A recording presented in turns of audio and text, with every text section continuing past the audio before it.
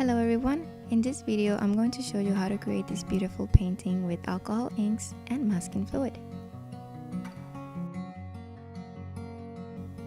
For this painting I'm using Yupo paper, white acid-free medium, masking fluid, an eraser,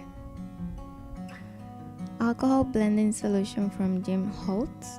If you don't have this, you can use regular alcohol, a small canvas. I'm using a 3x3 Da Vinci gesso panel, tape, and a ruler.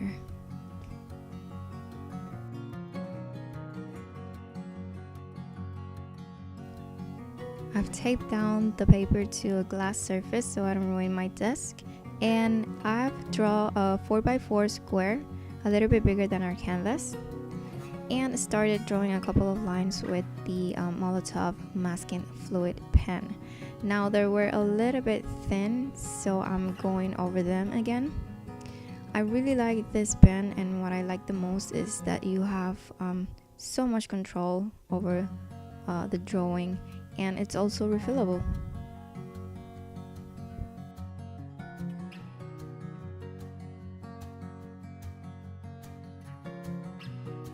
For this painting, I used Jim Holtz alcohol ink in the color Pink Sherbet and Jacquard in some bright yellow, calabaza orange, and Señorita magenta.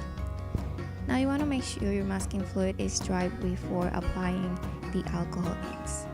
Add a couple of drops of the alcohol blending solution or alcohol if you prefer, and then start adding a couple of drops of the alcohol inks. Now I have fast forwarded this process for you, so I hope you enjoy.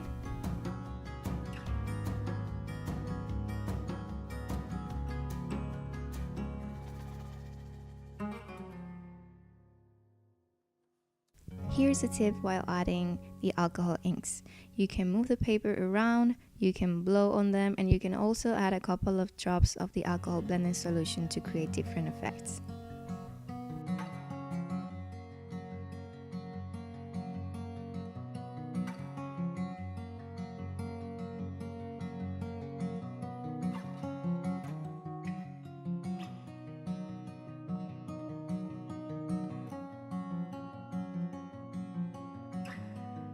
Here I've added a splash of the blending solution to create this effect.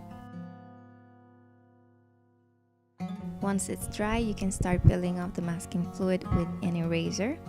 And you need to make sure it's really dry if you don't want to stain your white lines with the alcohol ink. Once the piece is finished, we're going to cut a square bigger than our surface. I'm using Elmer's sprayed adhesive to glue it onto the canvas. So you want to press down very firmly for a couple of seconds. And here I'm using a paper towel to prevent our painting from getting ruined with the brayer.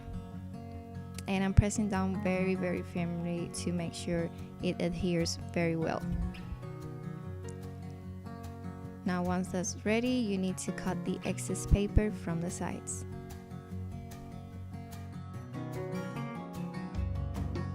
And here it is.